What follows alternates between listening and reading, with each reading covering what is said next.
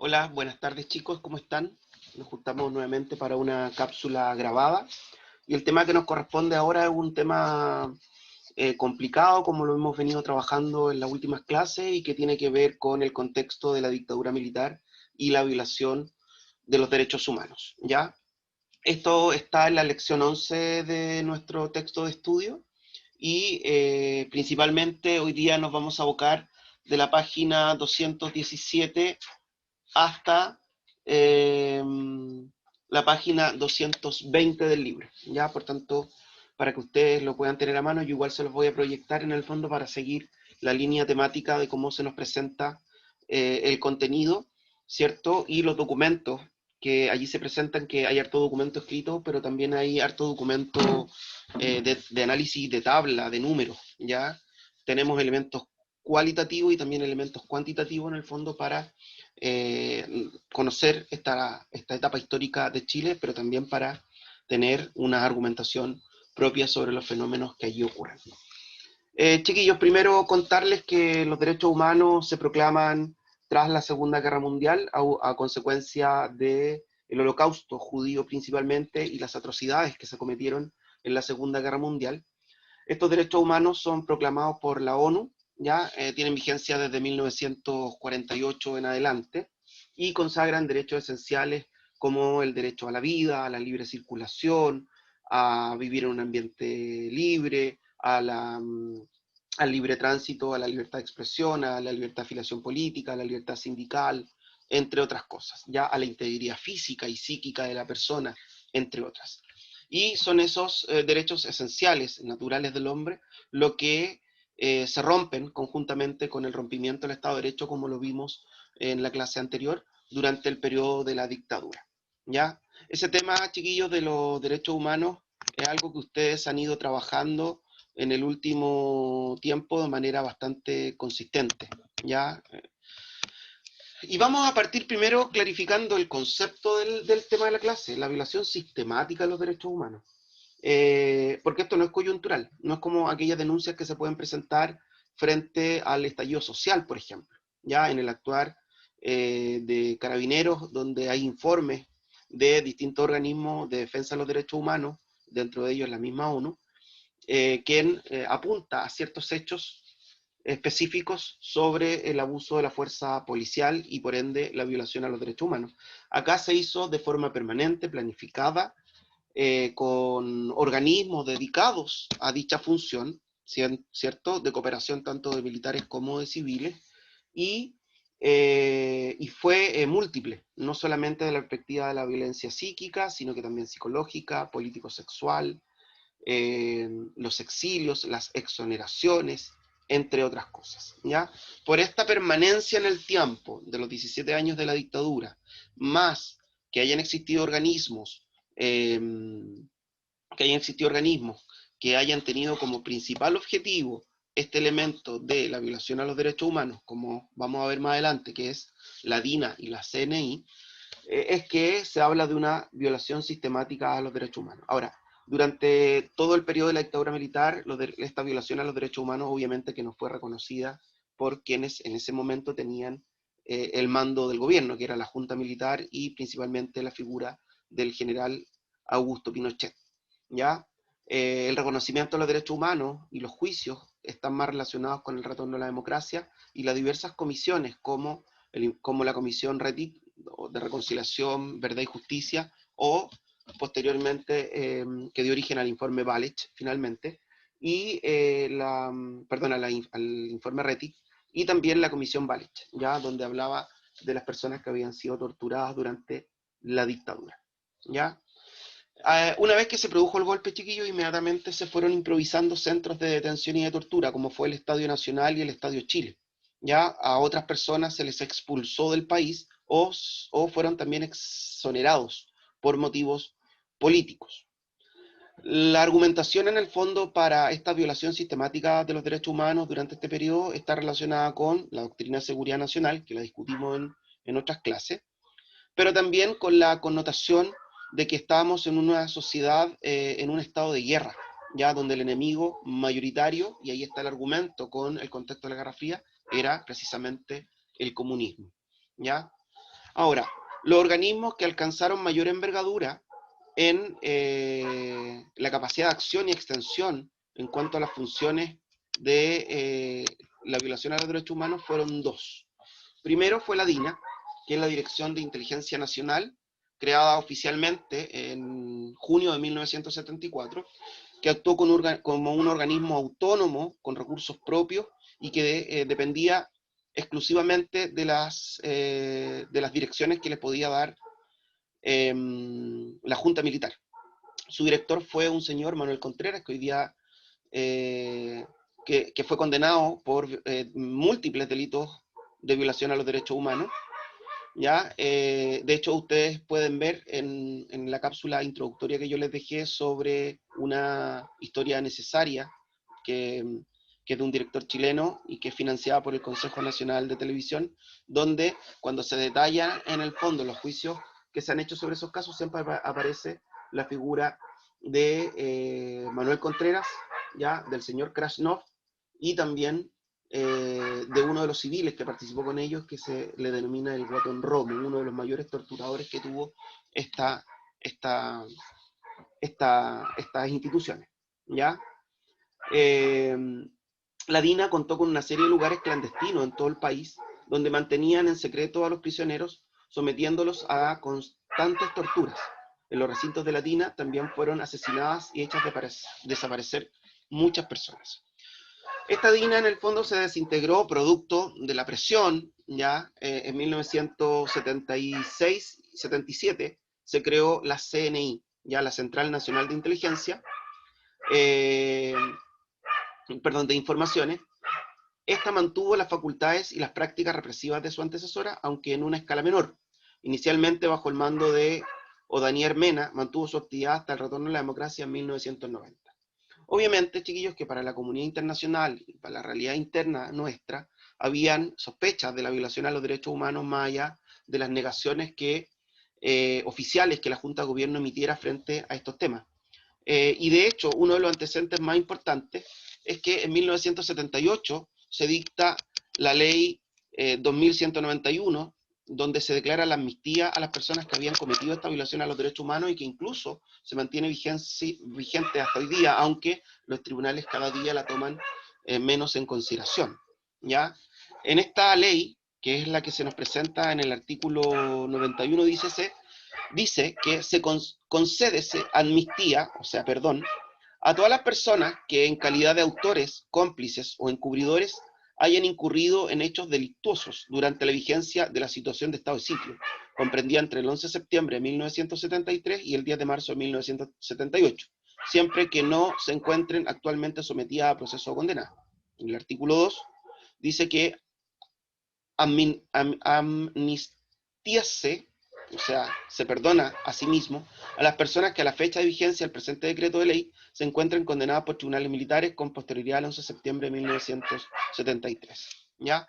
Por tanto, de alguna u otra manera, la dictadura militar, si bien no reconoce esta violación sistemática a los derechos humanos, sí comienza a generar ciertas protecciones legales para que las personas que han incurrido en esos hechos no sean condenadas a futuro. Acuérdense que los derechos humanos tienen una característica, son imprescriptibles, no tienen fecha de caducidad. Por eso que después de 30 o 40 años de ocurridos los hechos, aún siguen habiendo procesos por violación a los derechos humanos durante el periodo de la dictadura.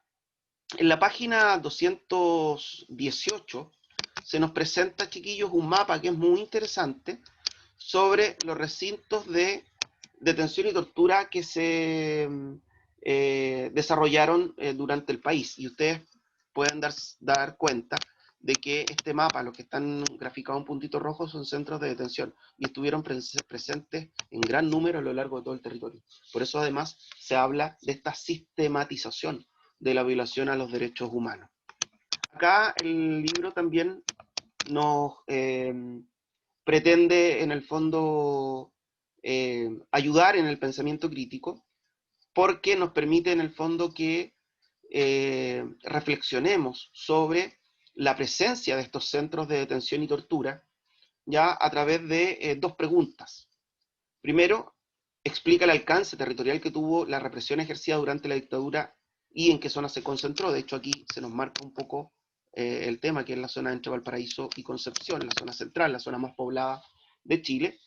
Y también te solicita que infiera las razones por las que los centros de detención y tortura pudieron presentar tal distribución. ¿Por qué se organizaron en esos sectores? Porque están concentrados mayoritariamente, chiquillos, en los sectores costeros o en los sectores precordilleranos. ¿Ya? ¿Por qué creen ustedes que se dio esa situación? Y me deja una pregunta de reflexión también. En esta materia hay mucho que reflexionar, hay que conversar también en su casa, con sus familiares. Hay que ver material visual que está en las redes, chiquillos, desde los documentales hasta las notas de prensa. ¿Qué preguntas te surgen al partir del mapa? ¿Qué crees tú que necesitarías para poder responderla? ¿Qué información te falta? ¿Ya? Esa es la actividad que yo les voy a dejar. Es una actividad muy simple, chiquillos, que yo les voy a dejar cargada en el aula virtual y que ustedes tienen que responder en su cuaderno. ¿Ya? También es importante, chiquillos, decirles que ante esta violación sistemática de los derechos humanos, como yo se los expliqué, torturas, asesinatos, ¿cierto? Desapariciones, exilios. Hubo instituciones civiles también, y algunas de ellas muy vinculadas a la Iglesia Católica, que se dedicaron o intentaron de alguna u otra manera hacer frente a esta violación de los derechos humanos y al menos llevar un registro, ¿ya? Y gracias a esos registros es lo que se han podido reconstruir ciertas historias, ¿ya?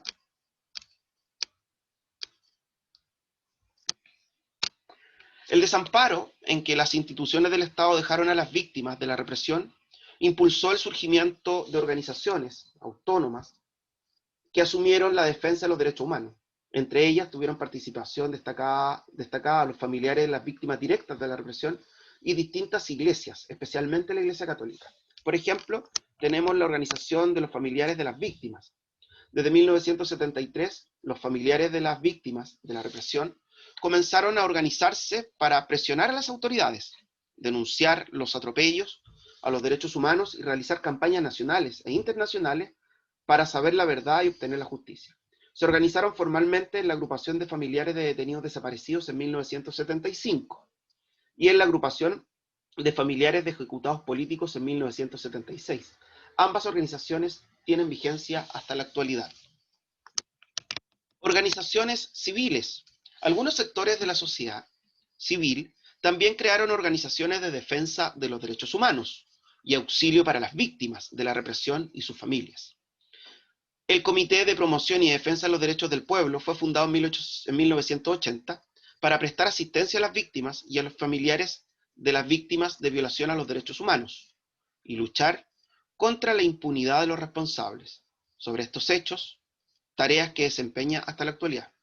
También está el movimiento contra la tortura Sebastián Acevedo, liderado por sacerdotes jesuitas. Desarrolló su actividad entre 1983 y 1990, denunciando la práctica de tortura sobre prisioneros detenidos durante la dictadura militar. Y están las organizaciones bajo el alero de las iglesias, ya dijimos, sobre todo la Iglesia Católica. El 6 de octubre de 1973 se fundó el Comité de Cooperación para la Paz en Chile, en que la Iglesia Católica, las evangélicas, la comunidad judía y el Consejo Mundial de las Iglesias confluyeron en la tarea de prestar asistencia a quienes sufrían persecución política. Las presiones de la Junta Militar generaron su disolución en 1975.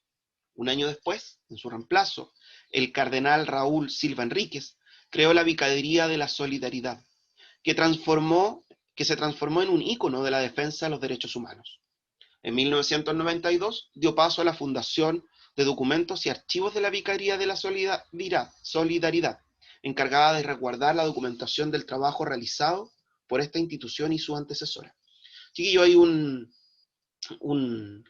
programa, ya una serie, que me parece hizo Chilevisión, que se llama Los Archivos del Cardenal, que está protagonizada por el Benjamín Vicuña, y hay algunos capítulos bien interesantes. Ese es un material que pueden revisar para ver cuál es el rol que juega esta Vicaría de la Solidaridad y esta Fundación de Documentación y Archivos, que es la principal fuente hoy día, chiquillos, para ir desentrabando y encontrando la verdad histórica de aquellos momentos, hacer justicia y avanzar hacia la reconciliación nacional.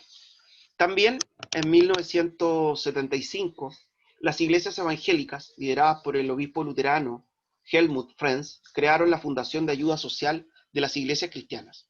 La fundación se dedicó a proteger los derechos humanos de víctimas de la dictadura, mediante acciones como la entrega de apoyo, para que pudieran salir del país.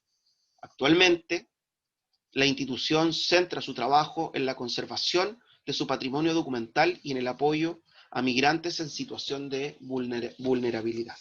Nuevamente, chiquillos, al igual como lo hace en casi todas las páginas de este libro, la editorial SM nos presenta trabajos que podemos hacer de análisis. Yo no se los voy a dejar como obligatorios, sí como voluntarios, que tiene que ver con ir identificando en un cuadro cuáles son las funciones que cumplían cada una de estas instituciones, qué actividades concretas realizaron, cuáles fueron el testimonio de las personas que hayan pertenecido a esta agrupación, y también investigar situación y función actual de la agrupación con ejemplos y acciones concretas. ¿Ok? Uno de los elementos importantes, chiquillos, para el poder establecer la magnitud de la violación a los derechos humanos, como les dije, que no se hizo durante la dictadura militar, sino que al contrario, la dictadura siempre trató de promover la amnistía, el perdón, el encubrimiento de esta violación a los derechos humanos por ciertos pactos de silencio que se crearon entre los militares y civiles que participaron de las torturas, de los exterminios, de las prisiones y detenciones ilegítimas. ¿Ya? Pero en la década del 90, con el retorno a la democracia, comienzan a establecerse distintas comisiones durante el gobierno de Patricio Aylwin, la Comisión de Verdad, Reconciliación, de Justicia, Verdad, la Comisión de Reconciliación, Verdad y Justicia, ¿ya? Que posteriormente da origen al informe Valech, como les dije, y al informe Rettig, y después la Comisión Valech, donde se deja registro de las torturas, ¿ya? En esa década del 90 es donde se logra dimensionar de alguna u otra manera cuáles son los efectos propios que tiene esta etapa de la historia de Chile desde la perspectiva de la violación a los derechos humanos. Por eso es que es importante que analicen el documento 1 que está en la página anterior, que es la 219, y también los datos que se entregan en los documentos 2 y 3. Por ejemplo, la cantidad de muertos y desaparecidos reconocidos por el Estado, en total de víctimas durante la dictadura, reconocidos por el Estado. Todavía hay muchos casos que no se han clarificado. Son un total de 3.197 personas. ¿Ya? Y en el caso de los torturados, que es el propio que entrega el informe Valech, hay 38.254 personas. ¿Ya? Aún hay muchos casos que están irresolutos porque los cuerpos no se han encontrado y aún se siguen manteniendo esos pactos de secreto que ni siquiera los tribunales de justicia han logrado romper. ¿Ya? Aún estamos en una etapa, chiquillos, de reconciliación nacional frente a este pasado reciente. Por eso es que es tan importante conocer los hechos, hablarlos, opinarlos y tener una postura también sobre la importancia que implica que los estados respeten los derechos humanos. Espero que esta cápsula grabada, chiquillos, les sirva para introducir este tema. Ustedes pueden trabajar con las páginas del libro y lo único obligatorio que yo les voy a solicitar es que hagan la actividad que está relacionada con el mapa sobre la ubicación espacial de los centros de detención y tortura. Que estén bien, chicos, nos vemos. Siempre es un agrado estar con ustedes. Este tema es complejo. Yo hago un llamado nuevamente a que conversen el tema en la casa, que vean material visual y que en los horarios de chat me hagan las consultas que así estimen convenientes. Los quiero, chicos, que estén bien. Chao.